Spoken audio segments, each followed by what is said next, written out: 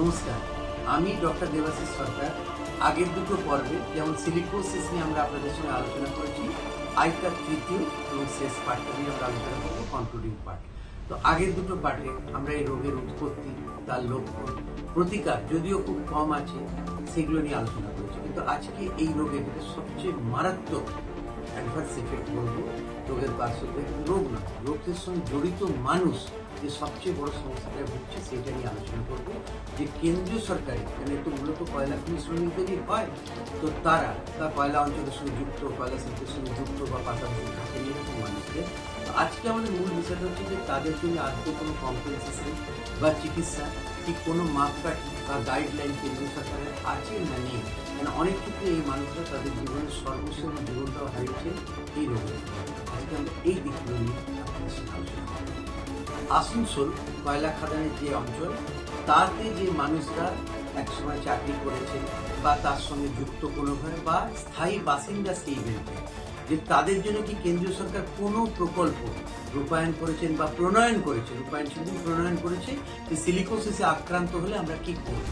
খুব দুর্ভাগ্যের সঙ্গে জানাচ্ছি, কেন্দ্রীয় সরকার এই টার্ম সিলিকোসিসটাকে এই বর্তমান কেন্দ্রীয় সরকার রেকগনাইজ করে না এবং কোনো ব্যবস্থা তাদের জন্য নেয়নি। প্রকল্প বাস্তবায়নের কোনো বিষয় নেই বা এই রূপায়ণের কোনো বিষয় নেই, বাস্তবায়নের কোনো বিষয় নেই, কেন প্রকল্প নিয়ে কোনো বিবেচনা এখন হয়নি। এই মানুষরা যেখানে ছিলেন আরো খারাপ তাদের অবস্থা হয়েছে।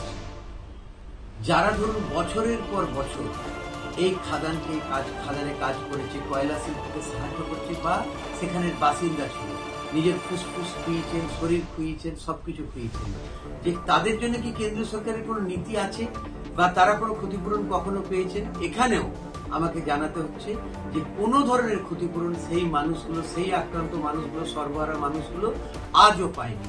এবং এই নিয়ে একাধিকবার অনেকে কেন্দ্রীয় সরকারের সঙ্গে ওটা ওই চিঠি চাপাটির লেভেলেই রয়ে গেছে, কেন কেন্দ্রীয় সরকারের তরফ থেকে কোনো সুনির্দিষ্ট পদক্ষেপ বা ক্ষতিপূরণ বা ইভেন ন্যূনতম আশ্বাস আজও আসেনি, শুধু কথার মধ্যে এবং ফাইলের মধ্যে।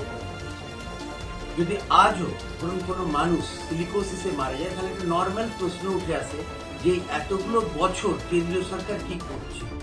এই এতগুলো বছর কেন্দ্রীয় সরকার, যেমন আমি প্রথমেই বললাম, এই বিষয়টাকে হয়তো খুব গুরুত্বপূর্ণভাবে আলোচনার মধ্যেই আনে না, তাদের আলোচ্য সূচির মধ্যেই নেই যে এই মানুষগুলোর জন্য আমরা কি করব। যে ন্যূনতম যেটা হয় একটা চিকিৎসা ব্যবস্থা, সেটাও আমি আগেও বলেছি, টাই আপ সেন্টার বা কোল ইন্ডিয়ার যে হাসপাতাল আছে তার বাইরে তারা কিছু এক্সট্রা সিলিকোসিস টার্মটাকে যেহেতু রেকগনাইজ করছে না, তাই তারা পান না। কোনো ক্ষতিপূরণের কোনো ব্যবস্থা এখানে নেই। বর্তমানে আমরা 2025-এ দাঁড়িয়ে আছি, কিন্তু এই মুহূর্তে দাঁড়িয়েও বলতে হচ্ছে যে সিলিকোসিস আক্রান্ত মানুষ, তার জন্য কেন্দ্রীয় সরকারের কোনো বিকল্প নীতি বা ক্ষতিপূরণের নীতি কোনো কিচ্ছু নেই, যেটা অত্যন্ত দুর্ভাগ্যের। এবং আমি বারবার একটা কথা বলছি যে প্রচুর মানুষ আক্রান্ত এবং তারা সর্বহারা হয়ে যাচ্ছেন, নিজেদের সবকিছু হারিয়ে ফেলছেন এই রোগে আক্রান্ত হয়ে। এই ব্যাপারে যদি কোনো দ্রুততার সঙ্গে পদক্ষেপ না নেওয়া হয়, মানুষ আরো বেশি